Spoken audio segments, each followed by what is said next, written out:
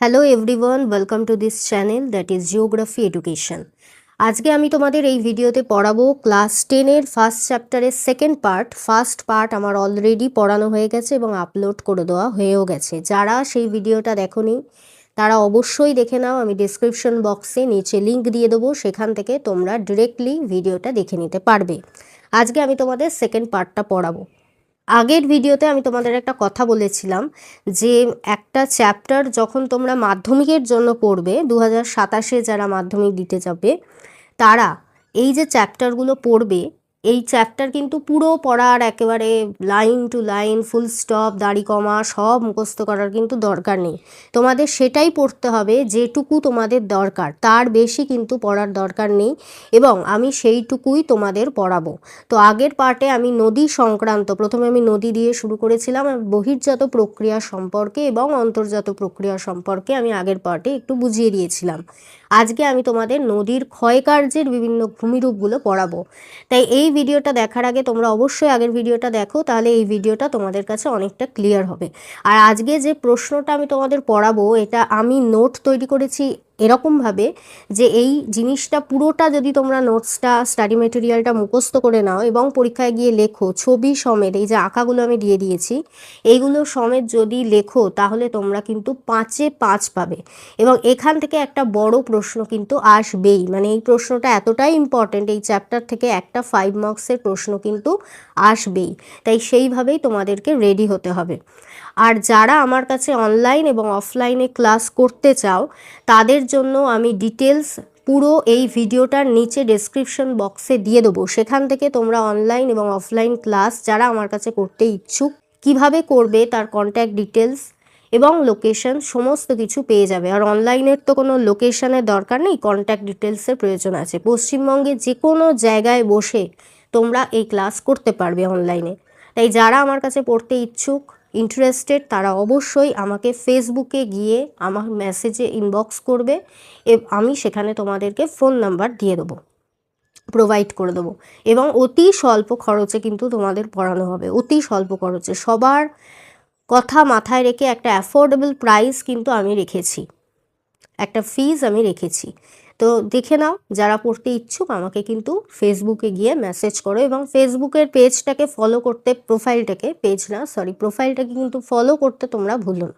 সেখান থেকে তোমরা আমাকে ইজিলি অ্যাক্সেস করতে পারবে, কোনো অসুবিধা নেই। যে কোনো সময় যে কোনো মেসেজ করবে, যে কোনো সময় যা অসুবিধা হবে জিজ্ঞেস করবে, আমি প্রত্যেককে রিপ্লাই দেওয়ার জন্য এবং তোমাদেরকে সব রকমের সহযোগিতা করার জন্য রেডি।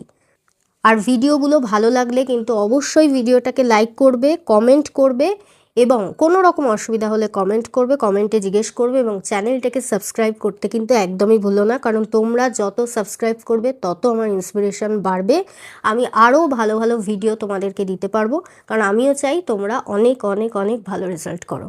ঠিক আছে, আজকের ভিডিও শুরু করি, চলো। প্রথমেই স্টার্ট করছি। কোয়েশ্চেনের নাম হলো নদীর ক্ষয়কার্যের ফলে সৃষ্ট ভূমিরূপ। নদীর ক্ষয়কার্যের ফলে সৃষ্ট ভূমিরূপ। আগের ভিডিওতে আমি তোমাদেরকে পড়িয়েছি নদীর কটি কাজ: ক্ষয়কার্য, বহনকার্য এবং সঞ্চয়কার্য, এবং তার মধ্যে ক্ষয়কার্য কি এবং নদী কি কিভাবে ক্ষয় করে এই সমস্ত কিছু পড়ানো হয়ে গেছে। আমি তোমাদের একটা জাস্ট ইন্ট্রোডাকশন দিয়ে দিলাম, সেইটা যারা দেখোনি ওই ভিডিওটা থেকে দেখে নাও। এবার আমি ডাইরেক্ট এই ভিডিওটাতে আজকে যেটা পড়াবো সেটাতে আসছি, যে নদীর ক্ষয়কার্যের ফলে সৃষ্ট ভূমিরূপ। এখানে তোমাদের প্রশ্নটা আসবে যে নদীর ক্ষয়কার্যের ফলে সৃষ্ট 3টি ভূমিরূপ, নদীর ক্ষয়কার্যের ফলে সৃষ্ট 3টি ভূমিরূপ চিত্র সহ আলোচনা করো।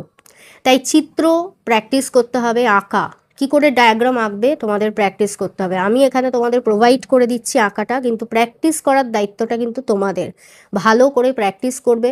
আর আমি একটা কথা তোমাদেরকে বলতে চাই, যে শুধু নোট মুখস্থ করে গেলাম, পড়ে গেলাম, লিখে আসলাম এরকম করলে কিন্তু হবে না। তার সাথে তোমাদের ভালো করে আঁকা আঁকতে হবে, একটা সুন্দর অ্যারেঞ্জমেন্ট করে লিখতে হবে, যাতে যিনি পরীক্ষক, যিনি খাতা দেখছেন তার যেন সেটা দেখে ভালো লাগে, তার যেন মনে হয় যে হ্যাঁ আমি একে 5-এ 5 দিই, কারণ এটা ডিজার্ভ করে, এইটা যেন তাদের মনে হয়। এবং হাতের লেখা পরিষ্কার করতে হবে। সবার তো হাতের লেখা সুন্দর হয় না, বাট পরিষ্কার করতে হবে। বানান ভুল কিন্তু একেবারেই করা যাবে না।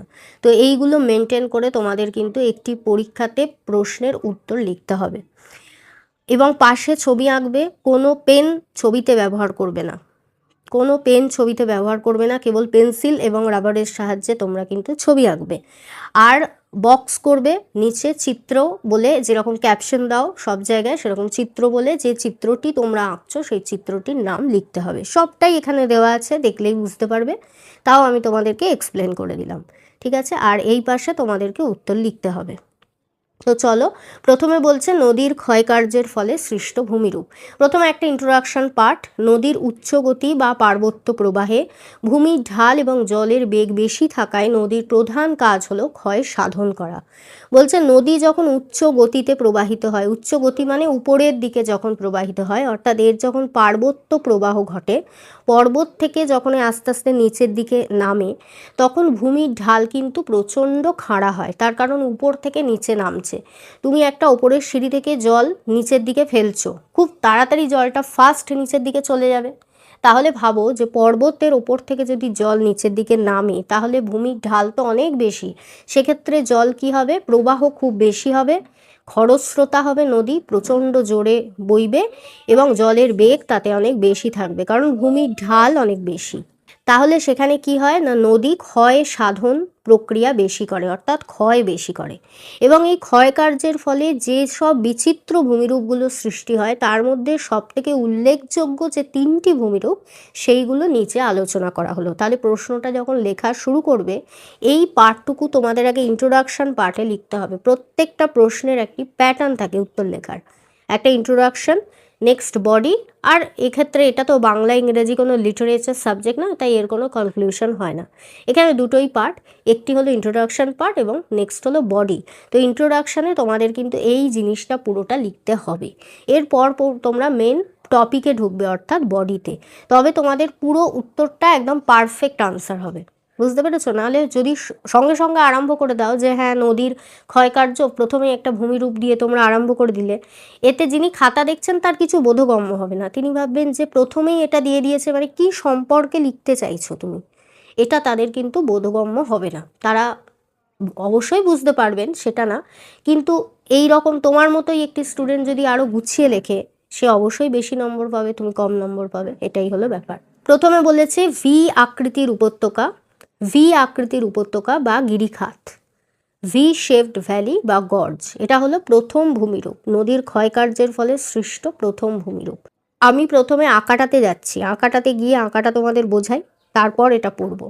এখানে কিন্তু 2 রকমের ছবি দিয়েছে, একটা হলো ভি আকৃতির উপত্যকা এবং 2 হলো আই আকৃতির উপত্যকা।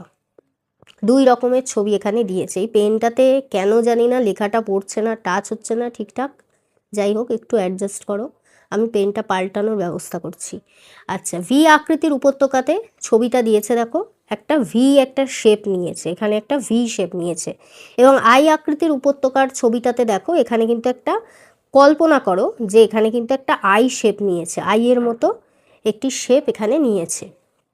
তাহলে কি হচ্ছে, এই জায়গাটা দিয়ে যখন নদীটা প্রবাহিত হচ্ছে, এই দুটো জায়গা দিয়েই, তখন এর দুপাশের যে ঢাল সেটা কিন্তু যথেষ্ট খাড়া। অর্থাৎ কেন খাড়া না, এটি পার্বত্য প্রবাহে প্রবাহিত হচ্ছে, প্রচুর উঁচু, উঁচু থেকে নিচুর দিকে নামছে, তাই এই দুটি ধার কিন্তু খাড়া। সেক্ষেত্রে কি হচ্ছে, নদী নিচের দিকে বেশি ক্ষয় করছে এবং 2 পাশে কম ক্ষয় করছে। 2 পাশে এরা কম ক্ষয় করছে, বেশি ক্ষয় করছে কিন্তু নিচের দিকে। তার কারণ উপর থেকে নিচের দিকে নামছে, চাপটা নিচের দিকে বেশি, 2 পাশে কম, তাই পার্শ্ব ক্ষয় কম হয়, নিম্ন ক্ষয় বেশি হয়। এর ফলে কি হচ্ছে না, 2 ধরনের ভূমিরূপের সৃষ্টি হচ্ছে। একটি ইংরেজি অক্ষর ভি আকৃতির মতো দেখতে এবং একটি ইংরেজি অক্ষর আই আকৃতির মতো দেখতে। যেহেতু এদেরকে ভি এবং আই আকৃতির মতো দেখতে, তাই এদেরকে বলা হয় ভি আকৃতির উপত্যকা এবং আই আকৃতির উপত্যকা। এবার আমি জিনিসটা যখন পড়বো, তোমাদের কাছে পুরো ব্যাপারটা ক্লিয়ার হয়ে যাবে। দেখো কি বলছে, ভি আকৃতির উপত্যকা বা গিরিখাত, V shaped valley and gorge. পার্বত্য অঞ্চলে নদীর জলের স্রোত খুব বেশি থাকে, আগেই বললাম। এর ফলে নদীর জলের সাথে বয়ে আনা বড় বড় পাথর খণ্ডের আঘাতে নদীর তলদেশে নিম্নক্ষয় প্রবল মাত্রায় হয়, কিন্তু সেই তুলনায় দুই পাশে পার্শ্বক্ষয় অনেক কম হয়। এর ফলে নদী উপত্যকাটি ক্রমশ গভীর ও সংকীর্ণ, সংকীর্ণ কথার অর্থ হলো সরু, গভীর ও সংকীর্ণ হয়ে ইংরাজি ভি অক্ষরের মতো আকার ধারণ করে এবং একে বলা হয় ভি আকৃতির উপত্যকা। নেক্সট বলছে গিরিখাত এবং ক্যানিয়ন। এই গিরিখাত আর ক্যানিয়ন কিন্তু এর মধ্যেই পড়বে, কারণ এই ভি আকৃতির উপত্যকাটা যে প্রাথমিক তৈরি হলো, এরপর এর ওপর দিয়ে আবার নদী বয়ে যায় এবং আস্তে আস্তে দেখা যায় এটি খুব গভীর এবং সংকীর্ণ হয়ে গেছে, প্রচুর গভীর, মানে যা গভীর ছিল তার থেকেও বেশি গভীর এবং সংকীর্ণ হয়ে গেছে। তখন এই ভি আকৃতির উপত্যকাটা যে ভূমিরূপের সৃষ্টি করে তাকে বলা হয় গিরিখাত। এবার গিরিখাত এবং ক্যানিয়নের একটা পার্থক্য আসে, অনেক সময় প্রশ্ন আসে গিরিখাত ও ক্যানিয়নের পার্থক্য উল্লেখ করো, 2 মার্কসে আসে।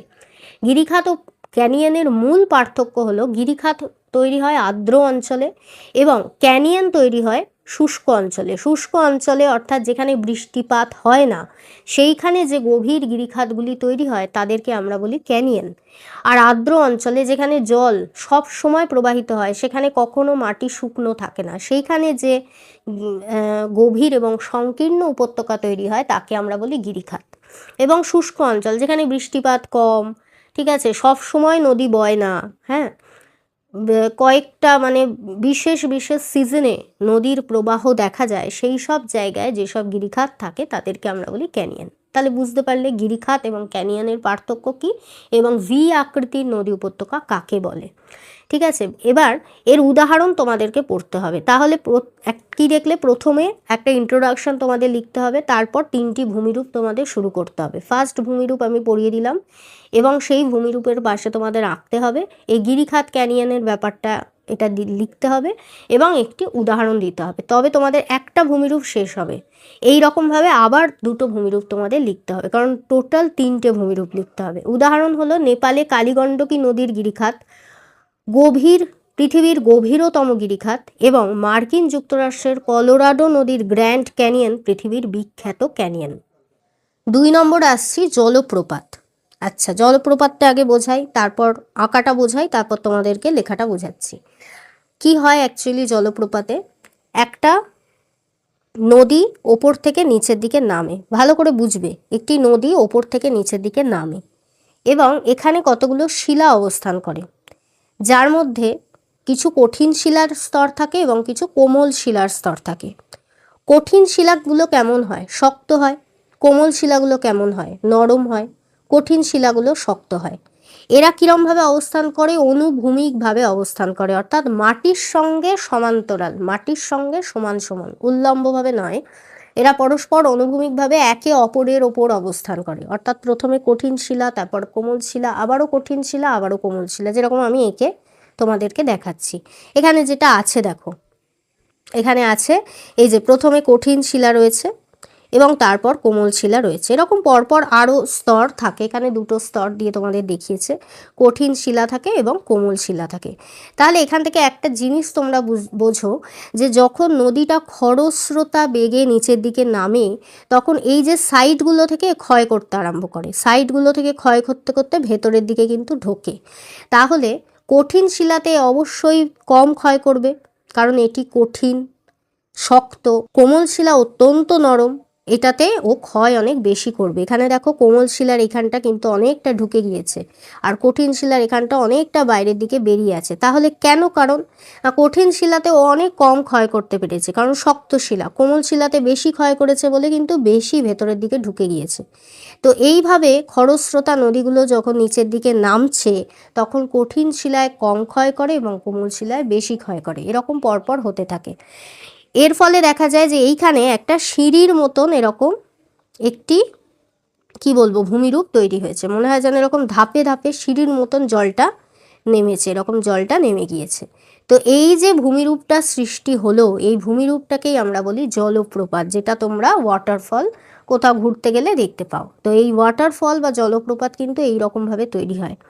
এবং এর সাথে একটা বিরাট বড় জিনিস রিলেটেড, সেটা হলো প্রপাত কূপ বা প্লাঞ্চ পুল। কি, এই যে জলটা যেখানটায় পড়ছে, প্রথম দফায় যখন এটা পড়ে এখানে কোনো পরিবর্তন ঘটে না, কিন্তু অনেক দিন ধরে, দীর্ঘদিন ধরে যখন এখানে জলটা উপর থেকে ডাইরেক্ট নিচের দিকে পড়তে থাকে, তখন এই জায়গাটা কিন্তু ক্ষয়প্রাপ্ত হয় এবং একটা ছোট্ট পুকুরের মতো, পুলের মতো সৃষ্টি হয়। পুল যেরকম হয়, সুইমিং পুল টাইপের, ওরকম সৃষ্টি হয়।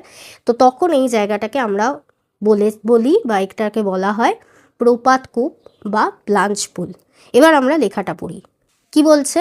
নদীর গতিপথে কঠিন ও কোমল শিলা স্তর যদি আড়াআড়ি বা লম্বালম্বিভাবে অবস্থান করে, তবে নদী তার প্রবল স্রোতে কঠিন শিলা অপেক্ষা কোমল শিলাকে দ্রুত এবং বেশি মাত্রায় ক্ষয় করে। একটু আগেই বললাম। এর ফলে কি হয় না, কঠিন এবং কোমল শিলার সংযোগস্থলে একটি খাড়া ঢালের সৃষ্টি হয়।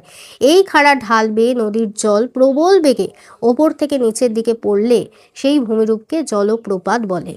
প্রপাতকূপ বা প্লাঞ্চ পুল কি? জলপ্রপাতের নিচে জল পড়ার জায়গায় বিশাল গর্তের সৃষ্টি হয়, যাকে প্রপাতকূপ বা প্লাঞ্চ পুল বলে।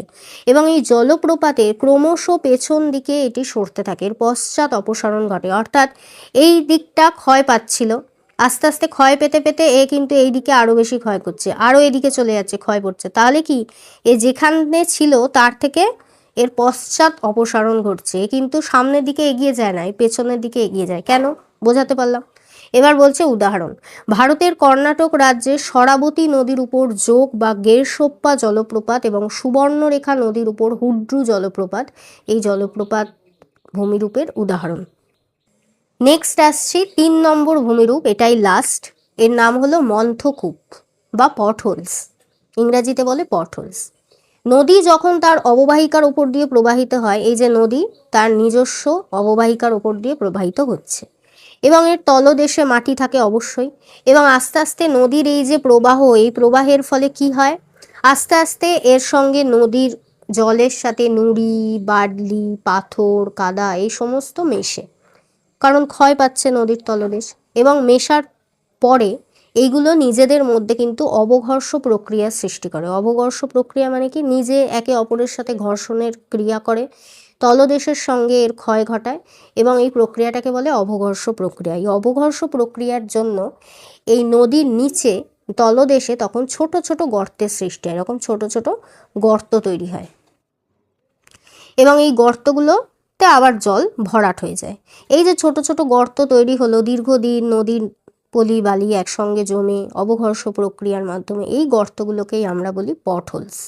এই গর্তগুলোকেই আমরা বলি পটহোলস। এখানে দেখো চিত্র বলে এরকম ক্যাপশন লিখে দিয়েছি, এটা মাঝখানে লিখতে হবে, আমার একটা সাইডে লেখা হয়ে গেছে কারণ হচ্ছিল না, আমি লিখতে পারছিলাম না, এইভাবে তৈরি করতে হয়েছে তো এটা লেখা যাচ্ছিল না। তোমরা কিন্তু ছবির মাঝখানে এইরকম চিত্র বলে ক্যাপশন দেবে এবং চারপাশে একটা বর্ডার করবে, যে বর্ডারটা আমি দিইনি বাট তোমাদেরকে করতে হবে, পুরোটা জুড়ে একটা বর্ডার করতে হবে ডায়াগ্রাম আঁকার পর। তাহলে এখানে কি হবে না, এই যে ছোট ছোট গর্তগুলো, এই গর্তগুলোকে আমরা বলি পটহোল। আর কোনো নদীতে যখন একসঙ্গে অনেকগুলো পটহোল একসাথে অবস্থান করে তাকে আমরা বলি পটহোল কলোনি। এই যে মন্থকূপ বা পটহোলস, নদীর তলদেশ যদি অসমান হয় তবে নদীর জলস্রোত চক্রাকারে ঘুরতে থাকে, ঘূর্ণি স্রোত বা এডি কারেন্ট বলা হয় এটাকে। এই ঘূর্ণি স্রোতের সাথে বাহিত নুড়ি, কাঁকড় ও পাথর নদীর তলদেশে অবঘর্ষ বা অ্যাব্রেশন প্রক্রিয়ায় আঘাত করতে থাকে। ক্রমাগত এই পাথরের ঘর্ষণের ফলে নদীর বুকে ছোট ছোট গোলাকার গর্তের সৃষ্টি হয়, নদী গর্ভে। হ্যাঁ, এইটা বলবে না, বলবে নদী গর্ভে, ঠিক আছে। ছোট ছোট গোলাকার গর্তের সৃষ্টি হয় এবং হাড়ির মতো দেখতে এই গর্তগুলোকে বলা হয় মন্থকূপ বা পটহোলস। একসাথে অনেকগুলো মন্থকূপ তৈরি হলে সেই নদী খাতকে বলা হয় পটহোল কলোনি। এর ফলে নদীর তলদেশ কিন্তু একেবারেই এবড়ো খেবড়ো হয়ে যায়, যেটা এখন অনেক গঙ্গার ঘাটে আমি দেখি যে হঠাৎ পা দিলে একটা জায়গায় বিরাট গর্ত, দূর থেকে দেখে বোঝা যাচ্ছে না, কিন্তু পাটা দিলে ওখানে ধপ করে লোকে পড়ে যায়, কারণ ওখানটায় বিরাট গর্ত হয়ে গেছে। অন্যদিকে গর্ত নেই, কিন্তু ওই পার্টিকুলার জায়গাটাতে একটা বড় গর্ত হয়ে গেছে ছোট টাইপের। তো এই নদীর তলদেশ কিন্তু এই কারণে এবড়ো খেবড়ো হয়ে যায়। এটা তোমরা অনেকেই গঙ্গার ঘাটে যদি গিয়ে অনেকক্ষণ বসে থাকো সচক্ষে দেখতে পাবে যে এরকম হয়। এর উদাহরণ কি? এর উদাহরণ হলো ঝাড়খণ্ডের কাছে সুবর্ণরেখা নদীর তলদেশে এবং ছত্তিশগড়ের কাছে ইন্দ্রাবতী নদীর তলদেশে অসংখ্য মন্থকূপ দেখা যায়। তাহলে আশা করি এই ভিডিওটা তোমরা বুঝতে পারলে যদি কোনো অসুবিধা হয় আমাকে কমেন্টে জানাও যেখানে বুঝতে পারোনি। আর যদি এই পিডিএফটা তোমাদের দরকার লাগে তাহলে আমাকে ফেসবুকে ইনবক্সে গিয়ে মেসেজ করবে, কোনো হেজিটেশন না করে মেসেজ করবে। আমার ফেসবুক পেজটাকেও ফলো করো, আমি তোমাদেরকে সবাইকে প্রোভাইড করে দেবো, কোনো অসুবিধা নেই। এইটা দেখে তোমরা মুখস্থ করে ইজিলি পড়তে পারবে, কোনো প্রবলেম নেই, ঠিক আছে? আর ভালো লাগলে, এই সমস্ত হেল্প পেলে, তোমাদের উপকার হলে অবশ্যই কিন্তু চ্যানেলটিকে সাবস্ক্রাইব করো, বন্ধুদের সাথে শেয়ার করো। যারা পড়তে চায়, সত্যিই ভূগোল ভালোবাসে, ভালো রেজাল্ট করতে চায়, সবার সাথে এই ভিডিওগুলোকে শেয়ার করো। দেখা হচ্ছে নেক্সট ভিডিওতে।